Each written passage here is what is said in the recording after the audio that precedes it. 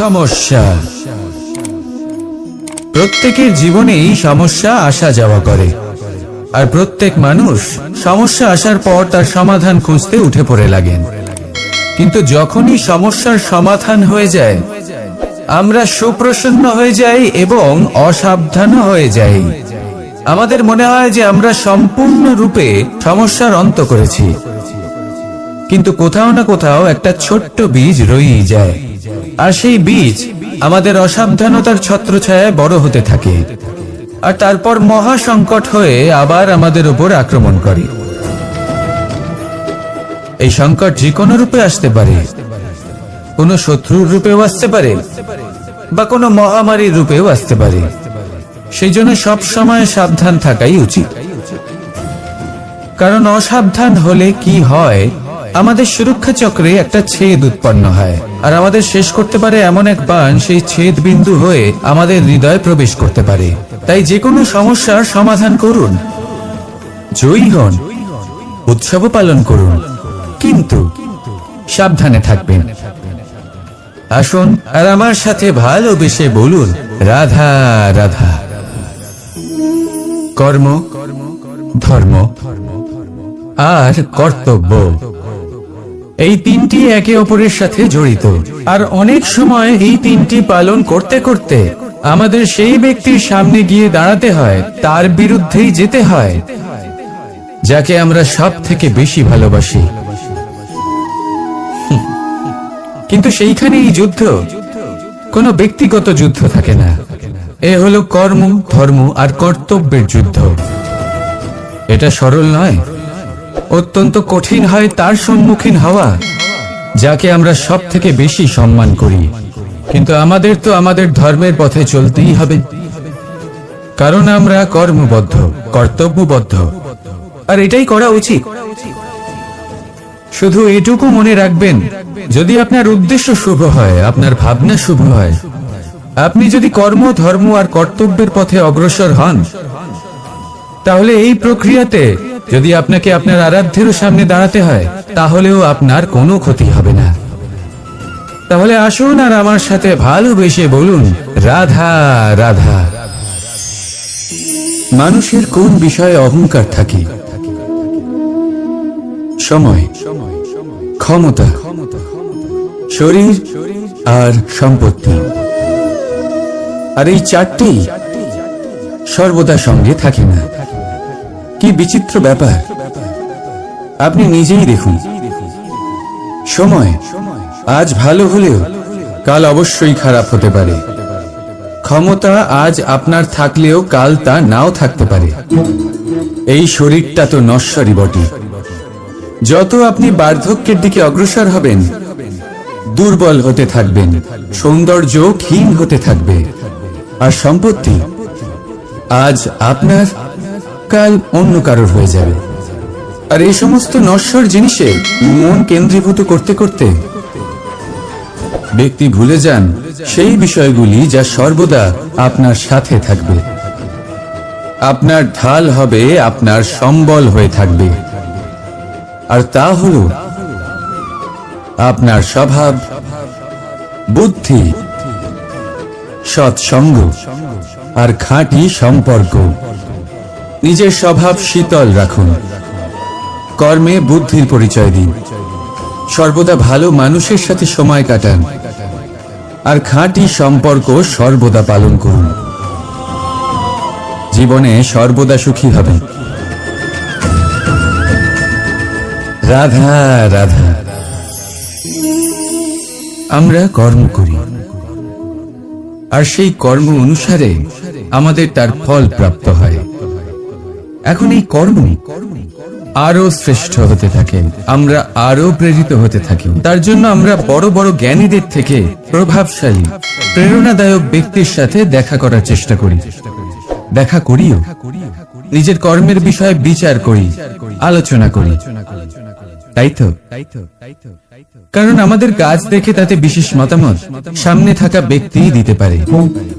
কিন্তু এই পুরো চক্রতে সংসারের সব থেকে গুরুত্বপূর্ণ ব্যক্তির সাথে কথা বলতে আমরা ভুলেই যাই। আপনি কি জানেন সংসারের সব থেকে গুরুত্বপূর্ণ ব্যক্তি কে? স্বয়ং আপনি। হ্যাঁ, আপনি সে। আপনি জীবিত আছেন, তাই এই সংসার জীবিত আছে।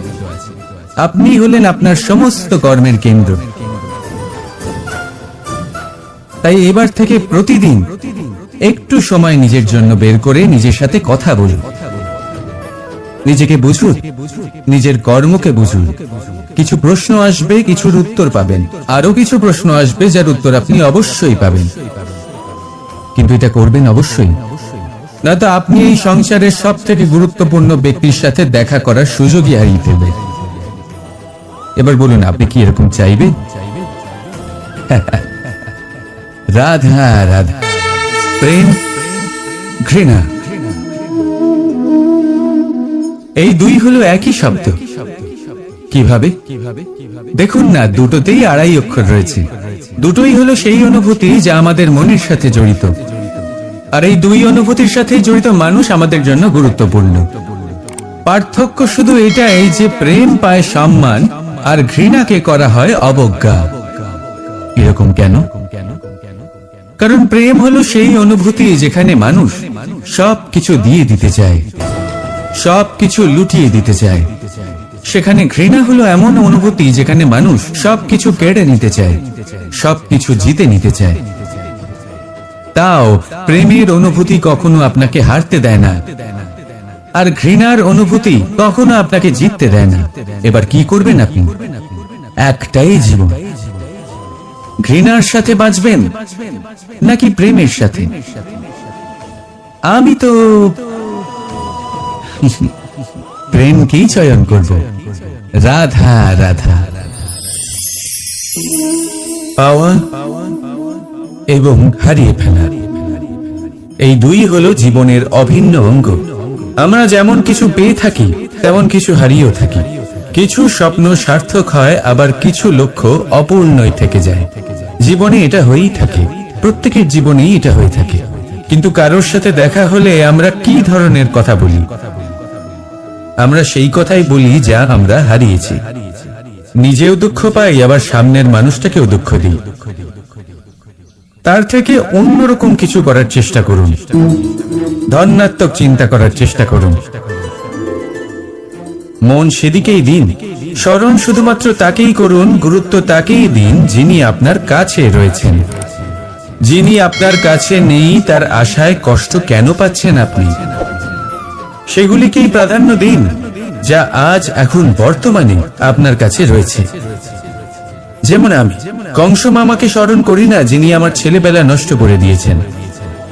আমি স্মরণ করি আমার যশোদা মাকে, আমার বলরাম দাদাকে, আমার রাধাকে, যারা আমার জীবনকে ভরিয়ে তুলেছেন।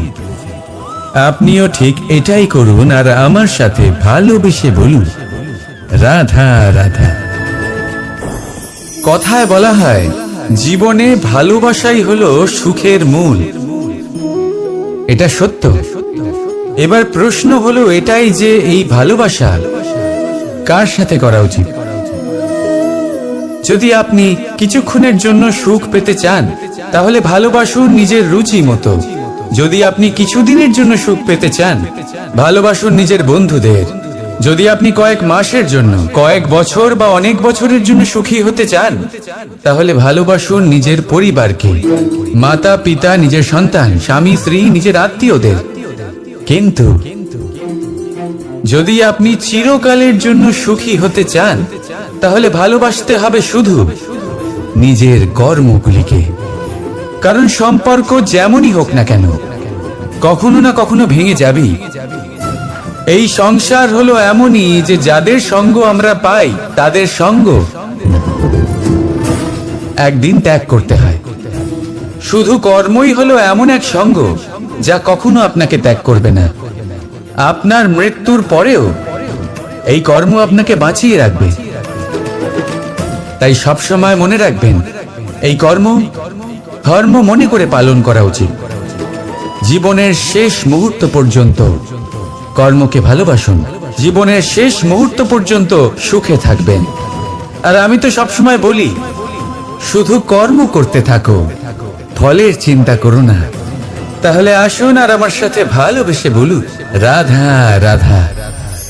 সদিচ্ছা। দেখতে গেলে 3 অক্ষরে তৈরি এই শব্দ, কিন্তু সমস্ত ত্রিলোক তার উপরেই আধারিত। আপনি এই সংসারে এসেছেন, তখন অবশ্যই শ্বাস নেবেন, কিন্তু তার বদলে আপনাকে কিছু তো দিতেই হবে। আপনার উপর নির্ভর করছে আপনি কি দেবেন। কি দেবেন এই সংসারকে, এই সমাজকে, নিজের পরিবারকে, আর তার বদলে কি নেবেন? যশ নাকি অপযশ? দেখুন, এক ছিল রাবণ, যে কিনা সমুদ্র পার করলো সীতাকে অপহরণ করার জন্য, আর এক ছিলেন রামচন্দ্র, যিনি সমুদ্র পার করেছিলেন, সেতু বানিয়ে গিয়েছিলেন সীতাকে ফিরিয়ে নিয়ে আসার জন্য। দুজনেই সমুদ্র পার করেছিলেন, শুধু পার্থক্য ছিল সদিচ্ছাকে বোঝার লক্ষ্যের। অনেক মানুষের যাত্রা একরকম হতেই পারে, কিন্তু আনন্দ তখনই লাভ করবেন যখন লক্ষ্য শুভ হবে, মহান হবে। এই লক্ষ্য দিয়ে এই সংসারের কল্যাণ হবে এবং মানুষের সম্মান হবে। যদি আপনার সংকল্প উচিত হয়, তাহলে আপনার লক্ষ্য উচিতই হবে, নয়তো শুধুমাত্র বিনাশ হবে। আর উচিত এটাই হবে যে বিনাশের হাত থেকে যেন নিজেকে বাঁচানো যায়, কি বলেন? তাই জীবনে যে লক্ষ্য স্থির করছেন, মনে রাখবেন তা যেন শুভ লক্ষ্য হয়। যদি এরকম হয়, তাহলে আপনার যাত্রা, আপনার জীবন দুটোই শুভময় হবে। আসুন আর আমার সাথে ভালোবেসে বলুন, রাধা রাধা।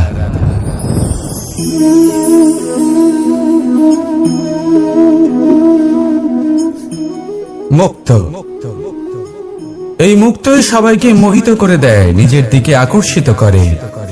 অত্যন্ত সুন্দর, গোল, শুভ্র। মুক্ত দ্বারা নির্মিত আভূষণ, তা হয়তো সে মুকুটই হোক বা কোনো স্ত্রীর অলংকার, তাকে আরো সুন্দর করে তোলে, তাকে আরো সুন্দর দেখতে লাগে। এবার এই মুক্তকে এত সুন্দর দেখার জন্য কত কষ্ট সহ্য করতে হয়, তা কি কখনো আপনি ভেবেছেন? এই মুক্ত ঝিনুক থেকে বের করা হয়। ঝিনুক, যা কিনা সমুদ্রের তলদেশে থাকে। ওকে কত কষ্ট সহ্য করতে হয়, জলের চাপ সহ্য করতে হয়, সমুদ্রের স্রোত সহ্য করতে হয়। এই ঝিনুককে এত কষ্ট সহ্য করতে হয়, এই মুক্তকে এত কষ্ট সহ্য করতে হয়, তারপরে এর রূপ এত সুন্দর হয়। যদি আপনিও আপনার পরিশ্রমের সৌন্দর্য, নিজের পরাক্রমের সৌন্দর্য এই সংসারে প্রকাশিত করতে চান, তাহলে আপনাকেও কষ্ট সহ্য করতেই হবে। তাই জীবনে যখনই সংকট আসবে, বিপদ আসবে, সমস্যা আসবে, তখন একে সুযোগ হিসেবে গ্রহণ করুন। কারণ এই বিপদের সাথেই লড়াই করে আপনি মুক্তর মতোই পরিশুদ্ধ হয়ে উঠবেন। তাহলে আসুন আর আমার সাথে ভালোবেসে বলুন, রাধা রাধা। যখনই আমরা কথা বলি জলরাশির বিষয়ে, যখন আমরা তুলনা করি, তখন আমাদের খুব ভালো লাগে মিষ্টি সরোবর, পুকুর, নদী, আর আমরা অপেক্ষা করে থাকি সাগরের জন্য, সমুদ্রের জন্য। কেন করি? কারণ এই সাগর, এই সমুদ্র, এ হলো অত্যন্ত বিশাল আর ভয়ানক। এর জলও কিন্তু নোনতা, যা আমরা পান করতে পারি না। কখনো ভেবে দেখেছেন এই সমুদ্রের অন্তরে এই নোনতা জল, এই নোনতা ভাব, এটা আসে কোত্থেকে?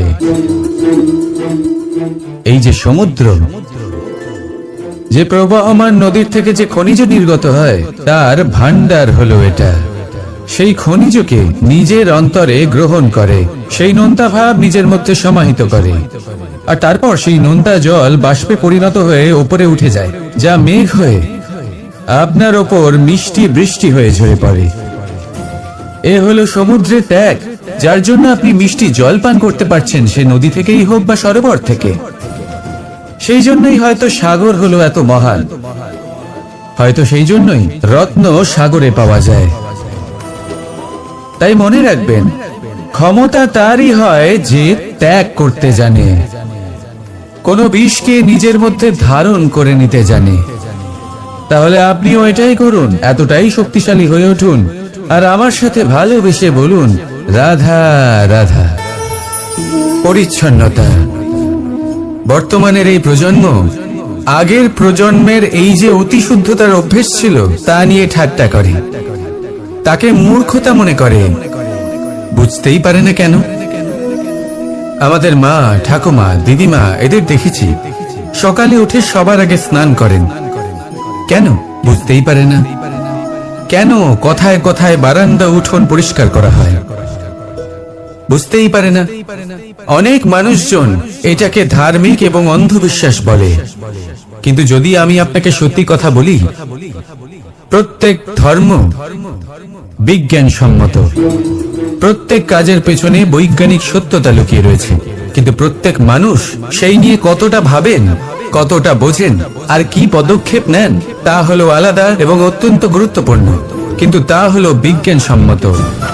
আজও যখন আমি আগে বাড়ি যাই, মা সবার আগে আমার হাত পা ধুয়ে দেন, তারপর সবকিছু। তাই আপনি পরিচ্ছন্ন থাকুন, তাহলে আপনি সুস্থ থাকবেন। তখনই আপনার মনে ভক্তিভাব আসবে, তখনই এই সমগ্র সংসারকে সামলানোর শক্তি অর্জন করতে পারবেন। তাহলে পরিচ্ছন্ন থাকুন, সব ভালো থাকবে। রাধা রাধা। এটা দেখতে পাচ্ছেন? আপনি নিশ্চয়ই জানেন এটা কি। এটা বড়ই বিচিত্র এক বস্তু। এটা হলো কয়লা। আমি একে বিচিত্র এই কারণে বলছি, ভেবে দেখুন, যদি এটা গরম হয় আর আপনি এটাকে ধরে ফেলেন, এটা আপনার হাত পুড়িয়ে ফেলবে। আর যদি এটা ঠান্ডা হয় আর আপনি এটা ধরেন, তাহলে এটা আপনার হাতে কালি লাগিয়ে দেবে। অর্থাৎ যে কোনো পরিস্থিতিতেই, যে কোনো রূপেই থাকুক না কেন, গরম হোক অথবা ঠান্ডা, এটা কোনো না কোনো ভাবে আপনার ক্ষতি অবশ্যই করবে। এরকমই হয় খারাপ মানুষজন, বদ সঙ্গ, ঠিক কয়লার মতো। আপনি যদি কিছু নাও করেন, যাই হয়ে যাক, এরা যদি আপনার কাছে থাকে, তাহলে কোনো না কোনো ভাবে জীবনে আপনার কোনো না কোনো ক্ষতি অবশ্যই হবে। তাই নিজের জীবনে সবসময় সঙ্গতের নির্ণয় অত্যন্ত ভেবেচিন্তে করবেন। রাধা রাধা। ইচ্ছে, সিদ্ধান্ত আর নিশ্চয়তা, এই শব্দগুলো আমরা আমাদের জীবনে অনেকবার শুনেছি, তাই না? জীবনে অনেক যে এক কুয়ো খোঁড়ার সিদ্ধান্ত নিয়েছে, সে মাটি খোঁড়ার জন্য কোদাল অবশ্যই পেয়ে যায়। আর যে নিশ্চিত করে নিয়েছে, সে দেরি করে হলেও সেই শীতল জল অবশ্যই পেয়ে যায়। তাই জীবনে কেবল ইচ্ছে করবেন না, সিদ্ধান্ত নিন আর তারপর নিশ্চিত করুন, সব পেয়ে যাবে। আর ভালোবেসে বলুন, রাধা রাধা। স্বপ্ন আর লক্ষ্য একই মনে হয়। এই দুইয়েরই কথা মানুষ কল্পনা করেন, এই দুই মানুষ অর্জন করতে চান। আর এই দুই পূর্ণ হলে মানুষ নিজেকে অত্যন্ত ভাগ্যবান বলে মনে করেন। কিন্তু এই দুইয়ের মধ্যে পার্থক্য আছে। পার্থক্য এই যে স্বপ্নের জন্য বিনা পরিশ্রমের ঘুম দরকার হয়, আর লক্ষ্যের জন্য বিনা ঘুমের পরিশ্রম। যে ব্যক্তি ঘুমের মধ্যে স্বপ্ন দেখতে থাকেন, জেগে ওঠার পর তার হাত খালি থেকে যায়। আর যে ব্যক্তি পরিশ্রম করে, শয়নকালেও তার হাত তার লক্ষ্যেই থাকে। তাই যদি স্বপ্নও দেখতে হয়, তাহলে লক্ষ্য জেনে পরিশ্রম করুন আর ভালোবেসে বলুন, রাধা রাধা। জীবনে কিছু করে দেখাতে হলে বদল আনতে পারবে, তাকে পথ দেখাতে পারবে, তার জীবনে পরিবর্তন আনতে পারবে। আর তাই মানুষ সংসার জুড়ে তাকেই খোঁজেন, যিনি তার পাশেই আছেন।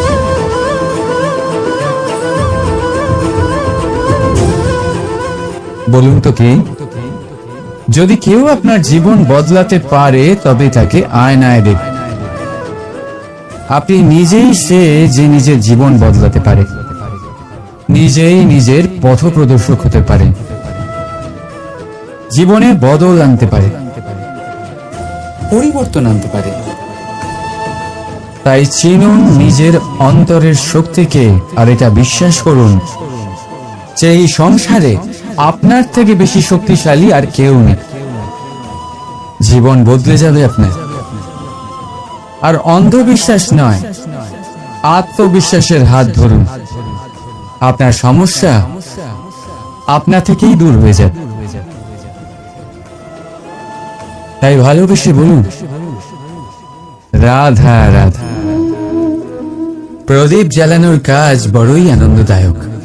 উজ্জ্বলতার এই শিখা যেন আত্মার মধ্যে গিয়ে মনে উল্লাস করে দেয়।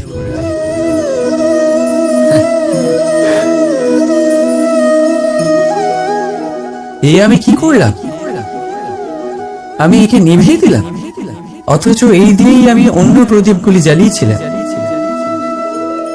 কারণ যতক্ষণ এই শিখা অন্য প্রদীপগুলিকে জ্বালাচ্ছিল, ততক্ষণ এই নিজেও জ্বলছিল। কিন্তু যেই ও এই কাজ করা ছেড়ে দিল, তখন একেও নিভতে হল।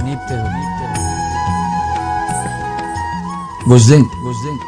সেরকমই জীবন হলো উজ্জ্বলতা দেওয়ার আরেক নাম। যদি জীবনে শুভ কাজ করেন, অপরের উপকার করে, অন্যদের সহায়তা করে, তাহলেই জীবিত থাকবেন। আর যেদিন এই কাজ করা আপনি বন্ধ করে দেবেন, শ্বাস প্রশ্বাস নেওয়া সত্ত্বেও মৃত হয়ে যাবে। তাই যতক্ষণ শ্বাস চলছে, আশারূপী উজ্জ্বলতা ছড়াতে থাকুন। বিশ্বাস করুন, মৃত্যুর পরেও আপনি অমর থাকবেন। তাই ভালোবেসে বলুন, রাধা রাধা। যবে থেকে যে প্রাণের অস্তিত্ব পেয়েছে, তবে থেকেই আরো একটি শব্দ জন্ম লাভ করেছে, সংঘর্ষ। জন্মলগ্ন থেকেই মানুষকে বাঁচার জন্য সংঘর্ষ করে যেতে হয়। কখনো নিজের লক্ষ্যে পৌঁছবার জন্য সংঘর্ষ করতে হয়, আর কখনো যা পেয়েছেন তাকে রক্ষার জন্য সংঘর্ষ করতে হয়। কিন্তু প্রত্যেকে একই অভিযোগ করে যে সংঘর্ষ করার সময় ভীষণ কষ্ট হয়। আপনি যোদ্ধা হলে প্রহার আপনাকে সহ্য করতেই হবে। সাঁতার শিখতে হলে জলে আপনাকে প্রবেশ করতেই হবে। পায়ের তলায় তাদেরই কড়া পড়ে যারা রোজ হাঁটেন, আর যারা হাঁটেন তারা নিজেদের লক্ষ্যে অবশ্যই পৌঁছন। তাই মনে রাখবেন, জীবন ততক্ষণই আছে যতক্ষণ কর্ম করবেন।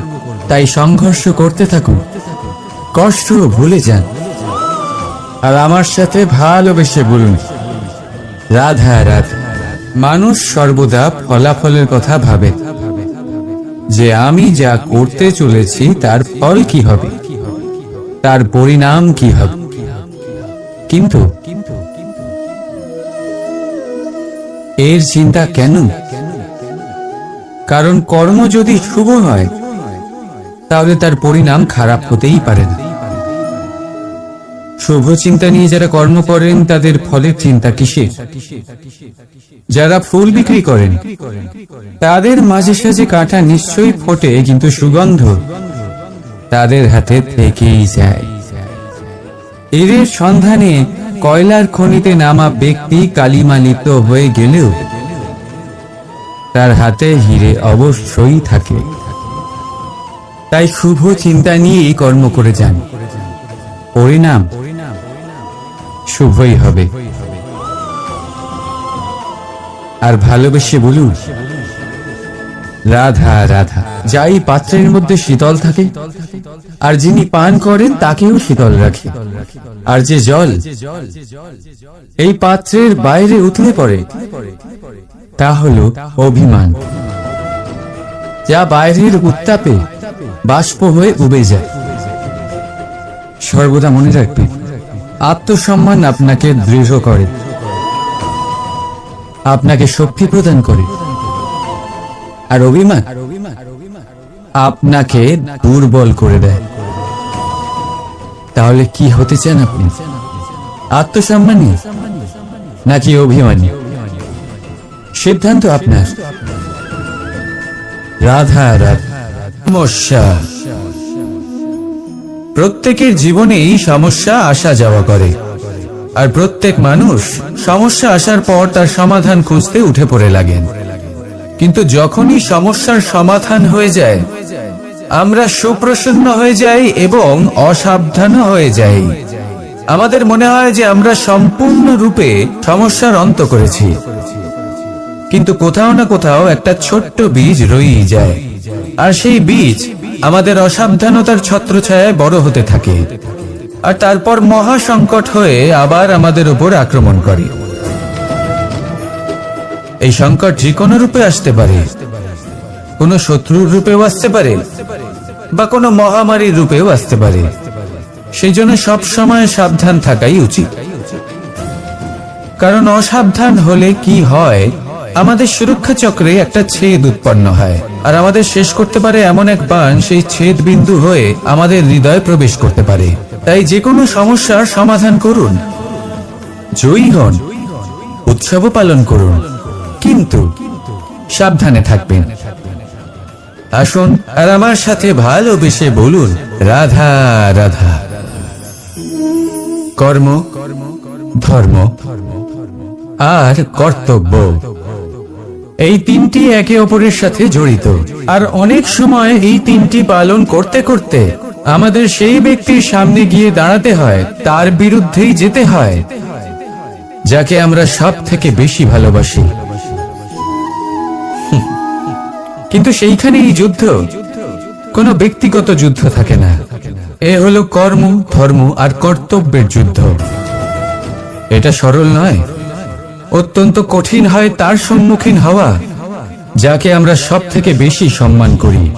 কিন্তু আমাদের তো আমাদের ধর্মের পথে চলতেই হবে, কারণ আমরা কর্মবদ্ধ, কর্তব্যবদ্ধ, আর এটাই করা উচিত। শুধু এটুকু মনে রাখবেন, যদি আপনার উদ্দেশ্য শুভ হয়, আপনার ভাবনা শুভ হয়, আপনি যদি কর্ম, ধর্ম আর কর্তব্যের পথে অগ্রসর হন, তাহলে এই প্রক্রিয়াতে যদি আপনাকে আপনার আরাধ্যেরও সামনে দাঁড়াতে হয়, তাহলেও আপনার কোনো ক্ষতি হবে না। তাহলে আসুন আর আমার সাথে ভালোবেসে বলুন, রাধা রাধা। মানুষের ক্ষমতা আজ আপনার থাকলেও কাল তা নাও থাকতে পারে। এই শরীরটা তো নশ্বরই বটে। যত আপনি বার্ধক্যের দিকে অগ্রসর হবেন, দুর্বল হতে থাকবেন, সৌন্দর্য ক্ষীণ হতে থাকবে, আর সম্পত্তি আজ আপনার, কাল অন্য কারোর হয়ে যাবে। আর এই সমস্ত নশ্বর জিনিসে মন কেন্দ্রীভূত করতে করতে ব্যক্তি ভুলে যান সেই বিষয়গুলি যা সর্বদা আপনার সাথে থাকবে, আপনার ঢাল হবে, আপনার সম্বল হয়ে থাকবে, আর তা হলো আপনার স্বভাব, বুদ্ধি, সৎসঙ্গ আর খাঁটি সম্পর্ক।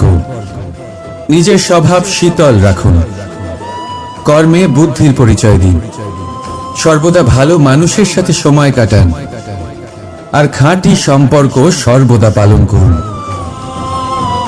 জীবনে সর্বদা সুখী হবেন। রাধা রাধা।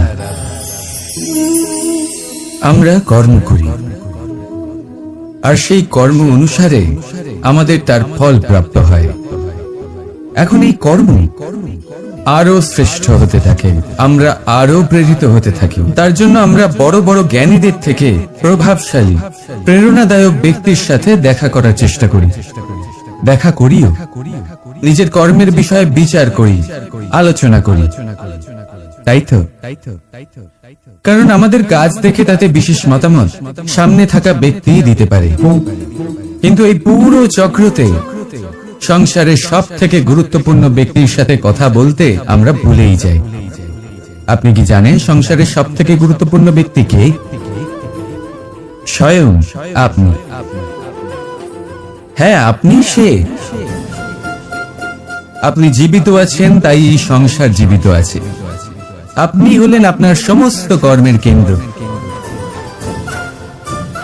তাই এবার থেকে প্রতিদিন একটু সময় নিজের জন্য বের করে নিজের সাথে কথা বলুন, নিজেকে বুঝুন, নিজের কর্মকে বুঝুন। কিছু প্রশ্ন আসবে, কিছুর উত্তর পাবেন, আরো কিছু প্রশ্ন আসবে যার উত্তর আপনি অবশ্যই পাবেন, কিন্তু এটা করবেন অবশ্যই নয়তো আপনি এই সংসারের সব থেকে গুরুত্বপূর্ণ ব্যক্তির সাথে দেখা করার সুযোগই হারিয়ে ফেলবেন। এবার বলুন, আপনি কি এরকম চাইবেন? রাধা রাধা, প্রেম, ঘৃণা, এই দুই হলো একই শব্দ। কিভাবে? দেখুন না, দুটোতেই আড়াই অক্ষর রয়েছে। দুটোই হলো সেই অনুভূতি যা আমাদের মনের সাথে জড়িত, আর এই দুই অনুভূতির সাথে জড়িত মানুষ আমাদের জন্য গুরুত্বপূর্ণ। পার্থক্য শুধু এটাই যে প্রেম পায় সম্মান আর ঘৃণাকে করা হয় অবজ্ঞা। এরকম কেন? কারণ প্রেম হলো সেই অনুভূতি যেখানে মানুষ সব কিছু দিয়ে দিতে চায়, সব কিছু লুটিয়ে দিতে চায়। সেখানে ঘৃণা হলো এমন অনুভূতি যেখানে মানুষ সবকিছু কেড়ে নিতে চায়, সবকিছু জিতে নিতে চায়। তাও প্রেমের অনুভূতি কখনো আপনাকে হারতে দেয় না, আর ঘৃণার অনুভূতি কখনো আপনাকে জিততে দেয় না। এবার কি করবেন আপনি? একটাই জীবন, ঘৃণার সাথে বাঁচবেন নাকি প্রেমের সাথে? আমি তো প্রেমকেই চয়ন করব। রাধা রাধা। পাওয়া এবং হারিয়ে ফেলা, এই দুই হলো জীবনের অভিন্ন অঙ্গ। আমরা যেমন কিছু পেয়ে থাকি তেমন কিছু হারিয়েও থাকি। কিছু স্বপ্ন সার্থক হয়, আবার কিছু লক্ষ্য অপূর্ণই থেকে যায়। জীবনে এটা হয়েই থাকে, প্রত্যেকের জীবনেই এটা হয়ে থাকে। কিন্তু কারোর সাথে দেখা হলে আমরা কি ধরনের কথা বলি? আমরা সেই কথাই বলি যা আমরা হারিয়েছি। নিজেও দুঃখ পাই, আবার সামনের মানুষটাকেও দুঃখ দিই। তার থেকে অন্যরকম কিছু করার চেষ্টা করুন, ধনাত্মক চিন্তা করার চেষ্টা করুন। মন সেদিকেই দিন, স্মরণ শুধুমাত্র তাকেই করুন, গুরুত্ব তাকেই দিন যিনি আপনার কাছে রয়েছেন। যিনি আপনার কাছে নেই তার আশায় কষ্ট কেন পাচ্ছেন আপনি? সেগুলিকেই প্রাধান্য দিন যা আজ এখন বর্তমানে আপনার কাছে রয়েছে। যেমন আমি কংস মামাকে স্মরণ করি না যিনি আমার ছেলেবেলা নষ্ট করে দিয়েছেন।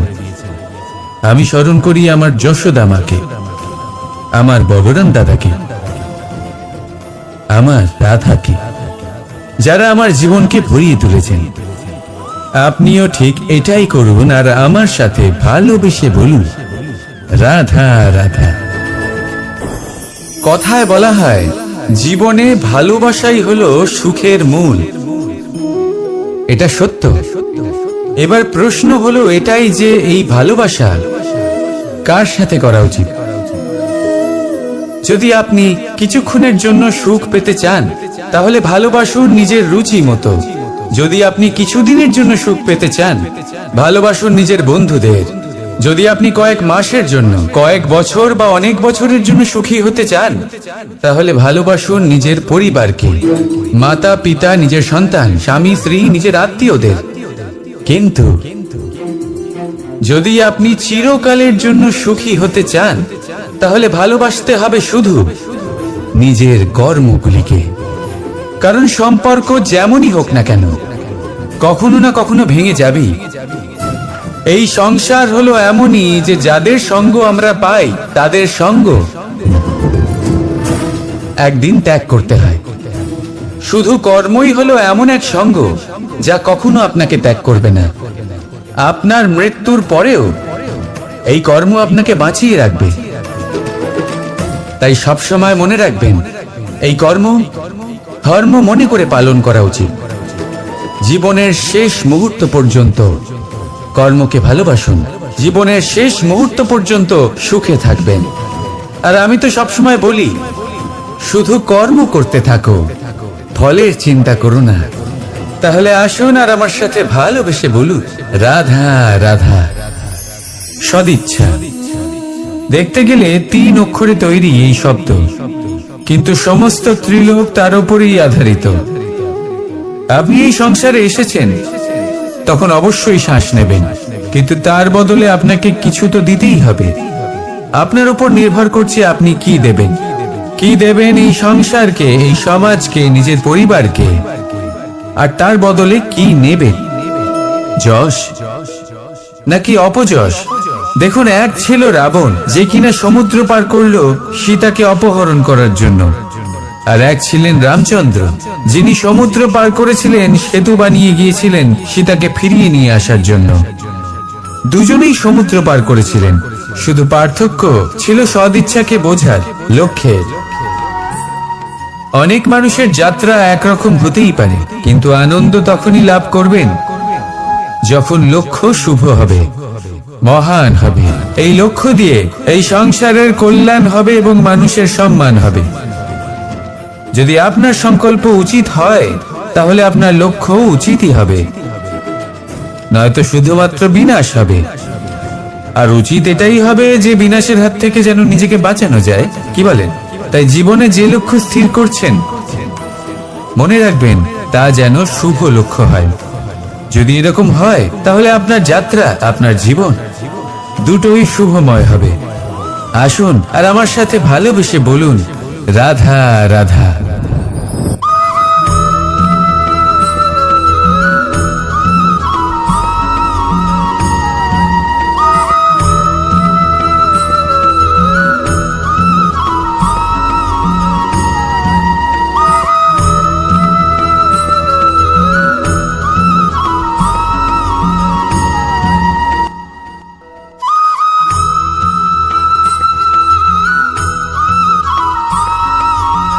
এই সংসারে সব থেকে বেশি কোমল বস্তু হলো রেশম।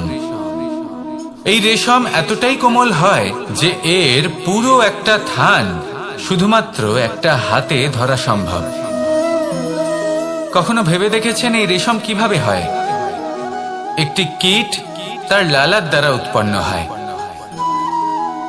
এই কীট সেই রেশমকে পাক দিতে থাকে, পাক দিতেই থাকে, দিতেই থাকে, আর আস্তে আস্তে তার মধ্যেই জড়িয়ে পড়ে। শেষে ওর এই সুন্দর অমূল্য সৃষ্টি রেশমের জন্য এই কীটগুলিকে এই কবচের সাথেই ফুটন্ত জলে ফেলে দেওয়া হয়। এই সংসারে যদি আমাদের স্বপ্ন এই সংসারের দুঃখ হরণ করার জন্য, এই সংসারে সুখ বিতরণ করার জন্য হয়, তবেই আমাদের প্রগতি সম্ভব। যদি আমাদের এই স্বপ্ন শুধুই আমাদের এবং আমাদের স্বার্থ সিদ্ধির জন্য হয়, তাহলে এই স্বপ্ন আমাদের অন্ধ করে দেবে, আমাদের অন্ধকারের পথে নিয়ে যাবে, আর আমরাও সেই কীটের মতো হয়ে যাব। নিজেদেরই মায়াজালে আমরা নিজেই ফেঁসে যাব। আর শেষে আমরা যদি কিছু লাভ করি, তা হবে একাকিত্ব, অন্ধকারময় মৃত্যু। তাই স্বপ্ন অবশ্যই দেখুন, কিন্তু এমন ভাবে স্বপ্ন দেখবেন না যে তার এই বন্দিগৃহে আপনি নিজেই ফেঁসে গেলেন। স্বপ্ন দেখুন পরোপকারে।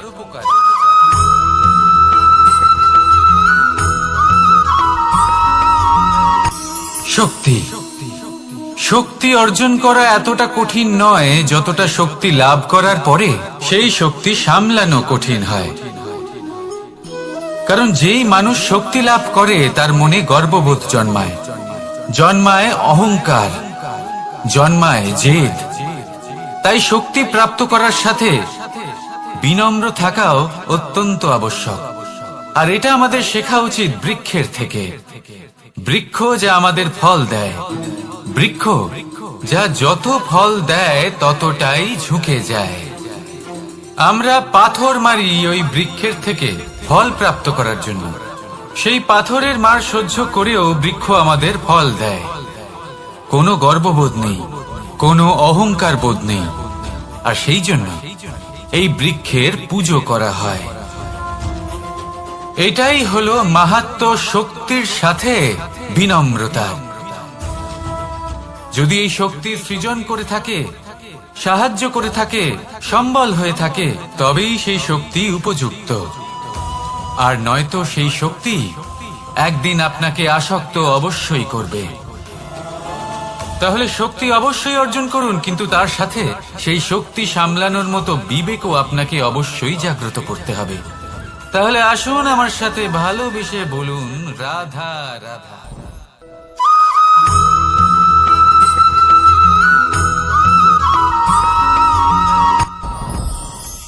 সাথী সাথী এই শব্দটির ব্যাখ্যা কে কিভাবে করে? মিত্র, সখা, বন্ধু। কিন্তু অর্থ একটাই। তিনি যিনি আপনার সঙ্গী হন আর তিনি যার সাথী আপনি হন। এবার সব থেকে বড় প্রশ্ন হলো এটাই যে তিনি কে হতে পারেন যাকে আপনি আপনার সাথী